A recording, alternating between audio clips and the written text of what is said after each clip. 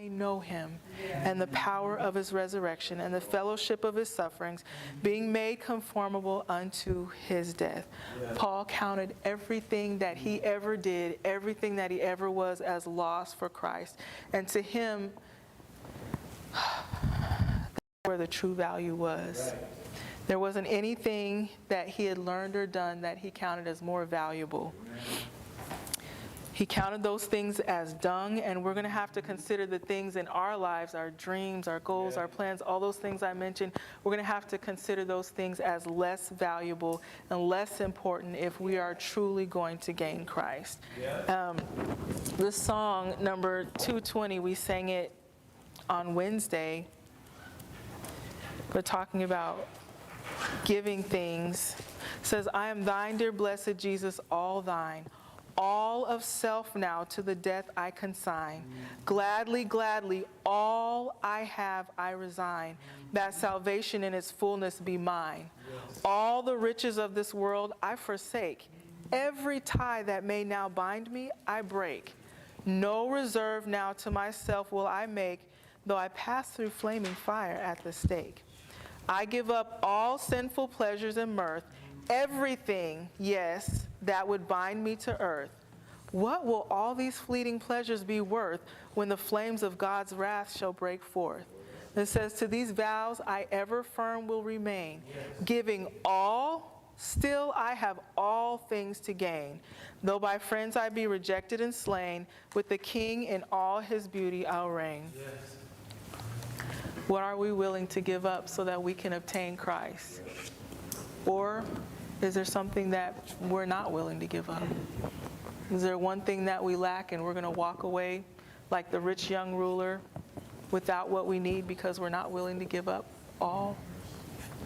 Sometimes we hold on to things that are of very little value, things that aren't worth anything at all, and God really wants to make a trade for us. He's willing to give us beauty for ashes, but sometimes we're holding so tightly onto dung that he can't give us what he wants to give us. We're holding on to the dung as though it's something that's so priceless.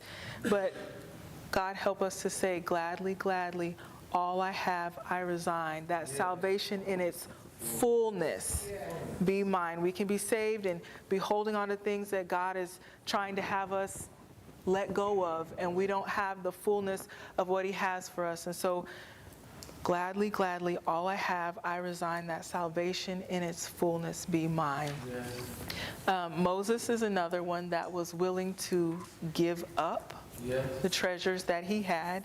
I'm not going to turn to it exactly, but Hebrews 11 and 24 through 27 say, by faith Moses, when he was come to years, refused to be called the son of Pharaoh's daughter, choosing rather to suffer affliction with the people of God than to enjoy the pleasures of sin for a season, esteeming the reproach of Christ greater riches than the treasures in Egypt, for he had respect unto the recompense of the reward.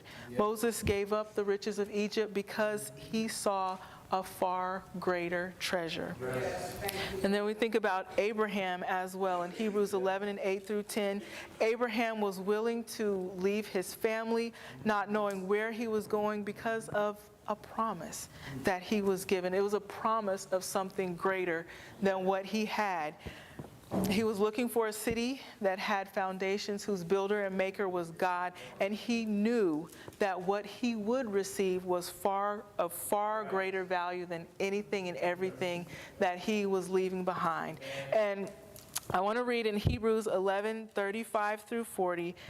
These people here, they did not have to give up their lives, but they saw something that was of far greater value, and that was the cause of Christ and his truth. It was more precious to them than the very breath that they breathed. So Hebrews 11:35 through 40. I'm going to start sort of in the middle. It says, others were tortured, not accepting deliverance, that they might obtain a better resurrection. And others had trial of cruel mockings and scourgings, yea, moreover, of bonds and imprisonment. They were stoned, they were sawn asunder, were tempted, were slain with the sword. They wandered about in sheepskins and goatskins, being destitute, afflicted, tormented, of whom the world was not worthy. They wandered in deserts and in mountains and in dens and caves of the earth. And these all, having obtained a good report through faith, received not the promise, God having provided some better thing for us, that they without us should not be made perfect. May God help us that we highly value what He's given us. These individuals, they would not let go even though it cost them their very lives. And may God help us not to let go of Him for little trinkets and for things that really don't have any value. Mark 8:34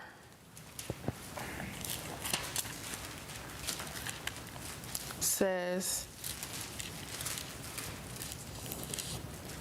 "Whosoever will come after me, let him deny himself and take up his cross and follow me. For whosoever will save his life shall lose it, but whosoever shall lose his life for my sake and the gospel's, the same shall save it. For what shall it profit a man if he shall gain the whole world and lose his own soul? Or what shall a man give in exchange for his soul?" That's a very valuable possession. What could we give in exchange for it? And we have this song, number 466A, Profit and Loss. And verse 3, it says, "To buy a soul, what would you give in exchange? Sum up the whole within your control. If it were possible, would you not arrange to give all this world and save your soul?"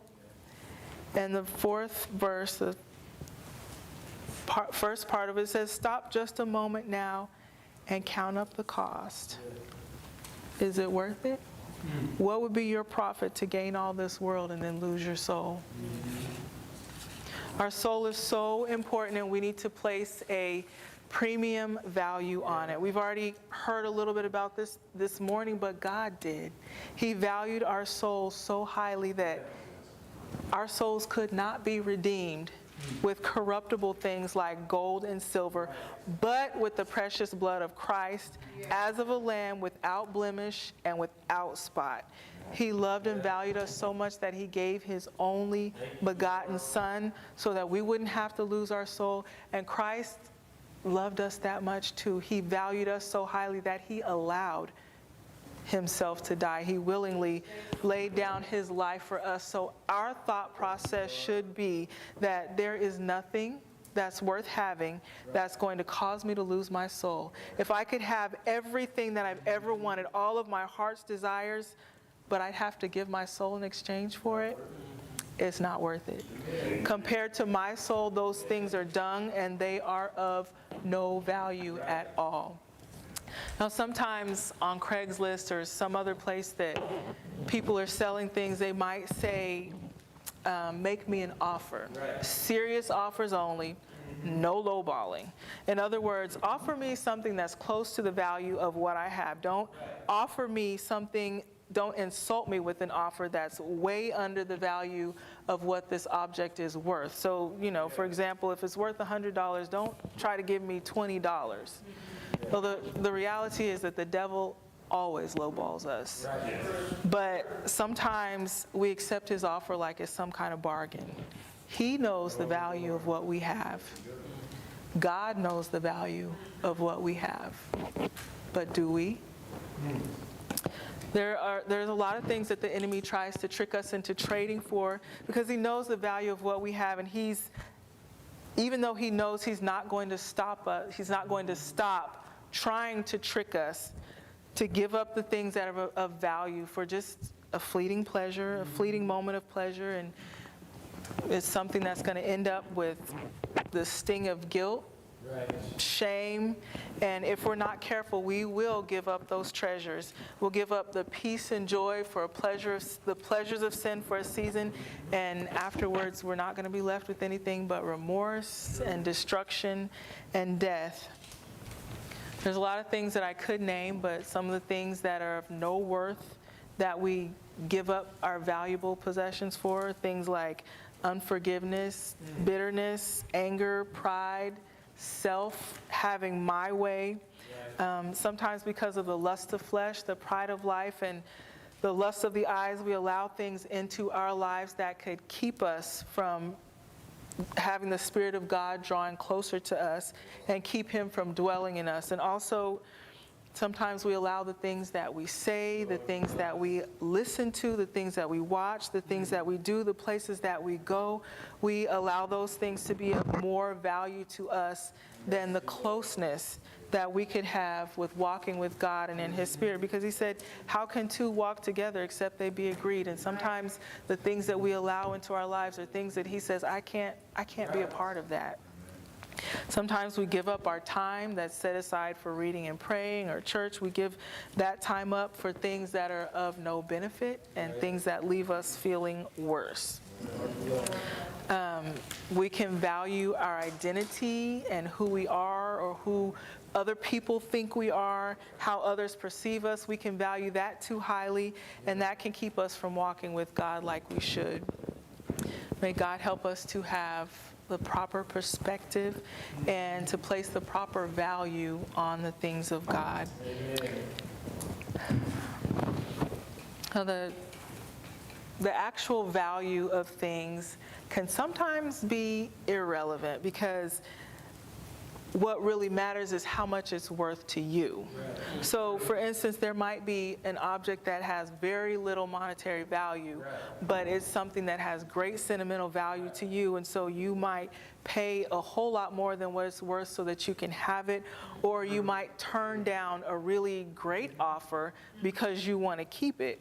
And also, conversely, there might be something that's worth thousands of dollars, but you give it away because you don't really see the value, you don't know the value of what it is. So it's not the actual value of those things in some cases that matters, but what matters is what the value is to us. And so when we think about salvation and our soul and God and His presence, His doctrines, His laws, all of those things, their value is not in question. When it comes to those things, the question is you. The question is us, you and I. So the question is, do we know their value? And what is it worth to us? I ask that you all would pray for me. I want to place a premium value on the things of God and the things that He has for me. Amen.